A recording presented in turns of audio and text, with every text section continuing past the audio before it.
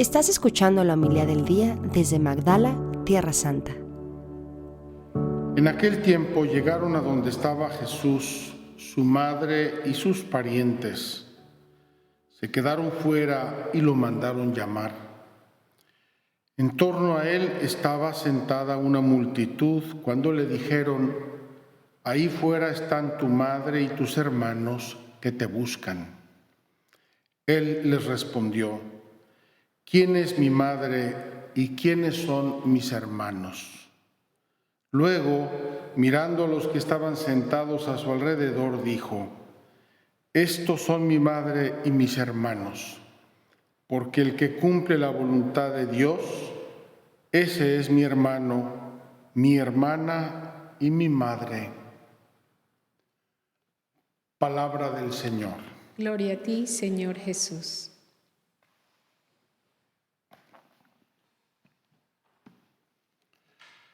Muy queridos hermanos, hoy tenemos en la liturgia un hilo conductor muy transparente y muy claro. Y espero muy motivador para todos y cada uno de nosotros. Este hilo conductor es la voluntad de Dios. La voluntad de Dios, hacer la voluntad de Dios. Fíjense qué hermoso y qué importante. Es lo opuesto a lo que hicieron Adán y Eva. Adán y Eva habían recibido de Dios unos mandatos bien precisos, unos dones enormes en la naturaleza y en la gracia, y por acción del demonio decidieron no obedecer a Dios. Dios les había dicho: tomen lo que quieran de todo el jardín, vivan felices, lo hice para ustedes, domínenlo, es suyo, se lo regalo. Menos estos dos árboles: el árbol del bien y del mal y el árbol de la vida. Esos no los toquen. El maldito demonio llegó con sus mentiras. ¿Cómo es posible que Dios no quiera que ustedes coman de los frutos? Ya, primera mentira. Está agrandando la prohibición de Dios a todo. Segunda mentira. Cuando Eva le responde: Dios nos dijo que podíamos comer de todos menos de este o de estos. Entonces el demonio dice: claro, hombre, Dios sabía que si ustedes comieran de este árbol iban a ser como dioses. ¡Oh! ¡Qué maravilla! Podemos ser como Dios. Y entonces desobedecen a Dios, y por esa desobediencia entra en el mundo el pecado y la muerte. Es la visión teológica de la vida y de la historia que nos ofrece la Sagrada Escritura. Pues bien, ¿cómo entró el pecado y la muerte por uno, por la desobediencia de uno, por la obediencia de otro? Va a entrar la salvación. Es lo que nos dice San Pablo en la carta a los romanos, y aquí la carta a los hebreos que acabamos de leer nos están diciendo con qué intención el Hijo Eterno de Dios se hizo hombre. No dijo: quiero ser judío y quiero conocer Galilea y probar lo que existe en el mundo. Esas cosas vienen después, son secundarias, son accidentales. Lo que dijo Jesucristo, el Verbo eterno de Dios al encarnarse, lo acabamos de leer. He aquí, oh Padre, que vengo a hacer tu voluntad. Y esto, según nos enseña San Pablo, está corrigiendo está rectificando, si quieren, está completando el trabajo de la ley. Porque en la ley Dios nuestro Señor nos había puesto límites. La ley en sentido muy general en el Antiguo Testamento, no solo los 10 mandamientos, todos los mandatos que Dios nuestro Señor había transmitido a través de Moisés. Nos puso límites, nos puso modos de hacer, de proceder. Eso que llama San Pablo con un título muy, muy fuerte: la esclavitud de la ley.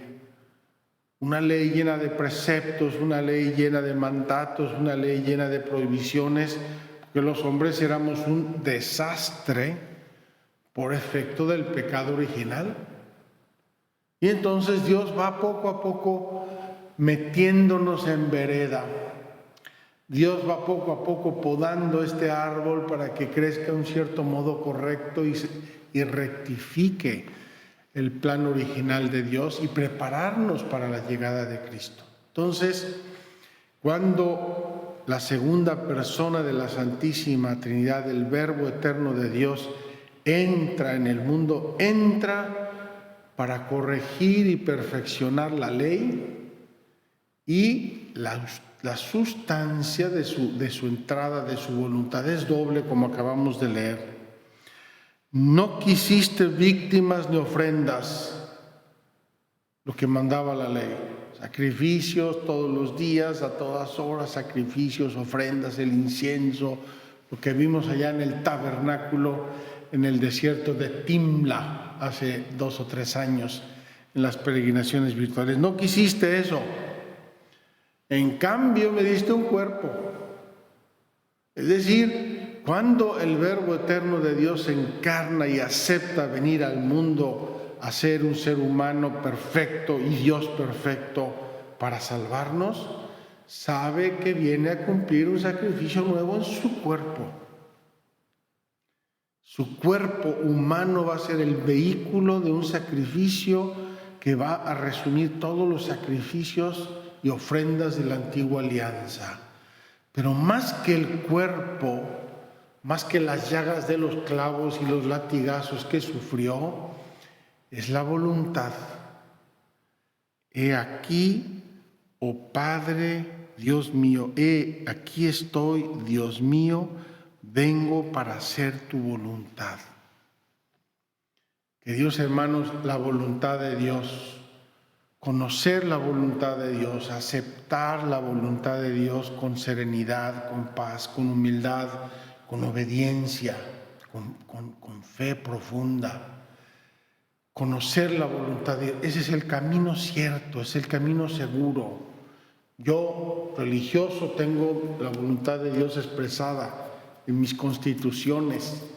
Tú, hombre casado, mujer casada, tienes la voluntad de Dios expresada en tu estado de vida, en los mandamientos, en la moral, en la ley, incluso en las leyes humanas que debemos obedecer si son justas.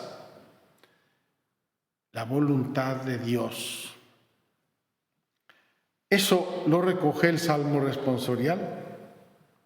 He aquí, Señor, que vengo a hacer tu voluntad. Repite tal cual la expresión que la carta a los Hebreos toma del Antiguo Testamento, la repite el Salmo responsorial con una serie de estrofas bellísimas del Salmo 39. Y luego el Evangelio. Queridos hermanos, el Evangelio da un salto de cualidad gigante. El Evangelio nos dice no solamente que estamos llamados a obedecer,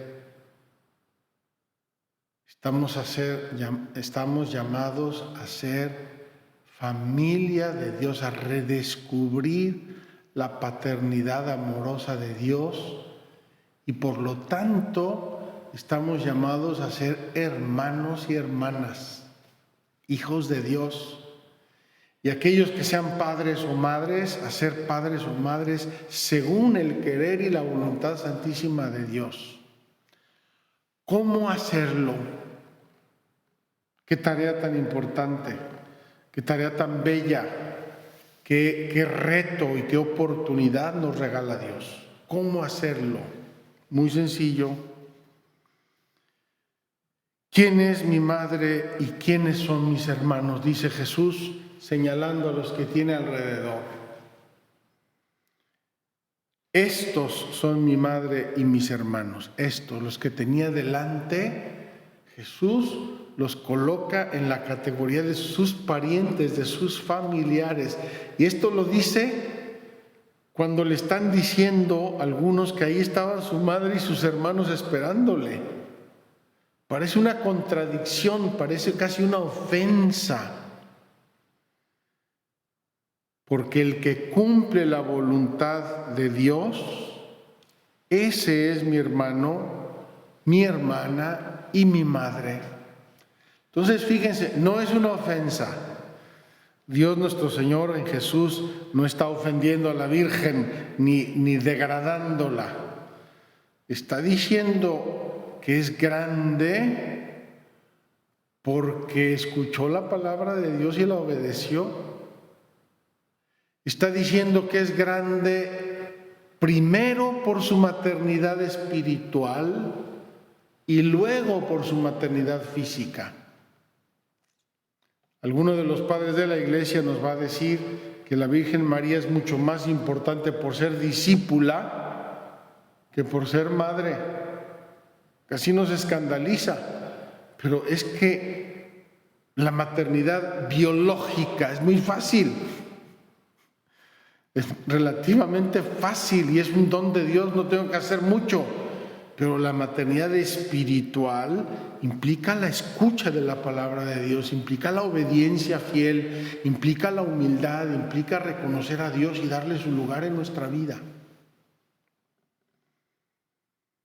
Ahí está fuera tu madre y tus hermanos que te buscan. Imagínense qué maravilla haber estado allí, en esa multitud.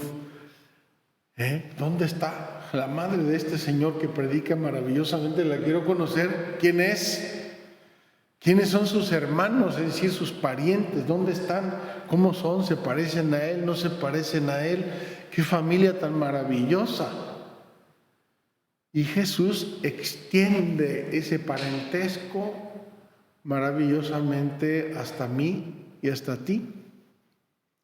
El que escucha la palabra de Dios y la guarda, esa es mi madre, ese es mi hermano, esa es mi hermana. Por eso, aquí llevo el agua a mi molino. Cuando se aparece Jesús a María Magdalena, ¿qué encargo le da? Ve a mis hermanos y diles, subo a mi Padre, que es vuestro Padre, a mi Dios, que es vuestro Dios. Es decir, Jesús, con su obediencia, la suya personal, elevó nuestra naturaleza humana a la misma dignidad de Él. Y entonces ya no miramos a Dios ni para arriba ni para abajo. Miramos a Dios enfrente porque somos sus hijos en el Hijo. ¿Cómo lograrlo plenamente? Jesús nos ha dado el derecho, nos ha conquistado la gracia. ¿Cómo lograrlo? Escuchando la palabra de Dios y obedeciéndole, cumpliéndola.